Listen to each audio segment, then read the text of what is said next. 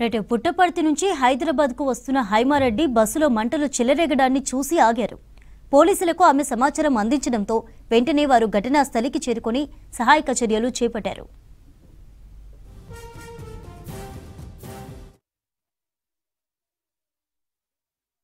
కర్నూలు దగ్గర మీకు యాక్సిడెంట్ అయింది కదండి.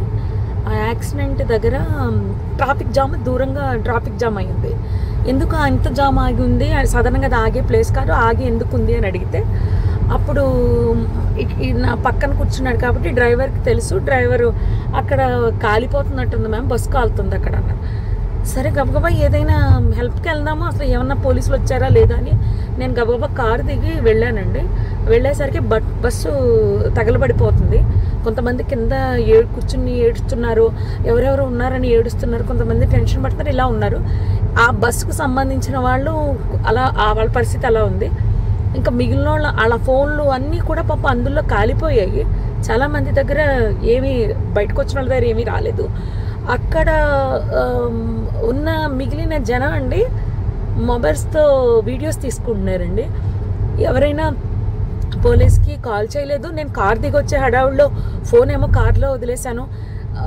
ఫోన్ వర్షం పడిపోతుంది పక్క నుంచి, ఫోన్ టచ్ చేయడానికి కూడా ఎవరిదైనా అడిగి తీసుకుని టచ్ చేద్దామని వర్షానికి తడిచి అది పని చేయట్లేదు.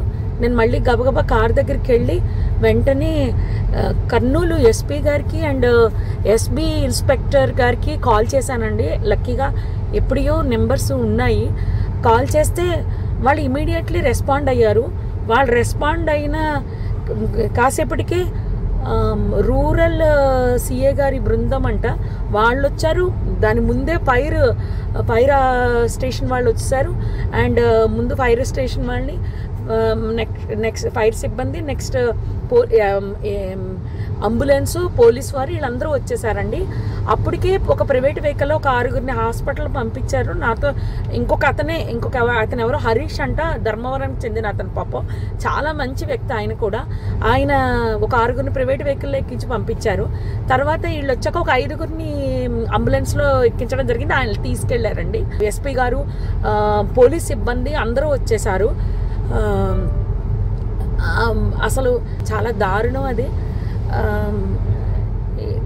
అస్థిపంజరాలు అలా సీట్లలోనే చూసేసరికి అసలు నాకైతే వల్ల కాలేదు. ఎవరైనా ఫ్యామిలీ అండి, చాలా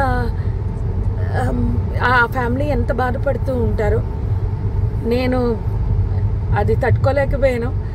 ఎవరు కాపాడడానికి అవకాశం లేదు. నిజం చెప్పాలంటే పోలీసులు రాకపోయింటే చాలా ఇబ్బంది పడిపోదాము.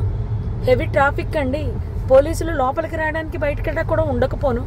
ఆ ఇన్ఫర్మేషన్ ఇవ్వడంతో క్లియర్ చేసుకుంటూ వస్తూ మొత్తం లోపలికి వచ్చారు. ఆ బస్ కిందనే బైక్ ఉండిపోయింది. ఆ బైక్ని కొట్టేస్తే బైక్ అతను చనిపోయి రోడ్డు పక్కకి పడిపోయాడు. ఆ బైక్ మాత్రం బస్ కిందకి వెళ్ళిపోయిందండి.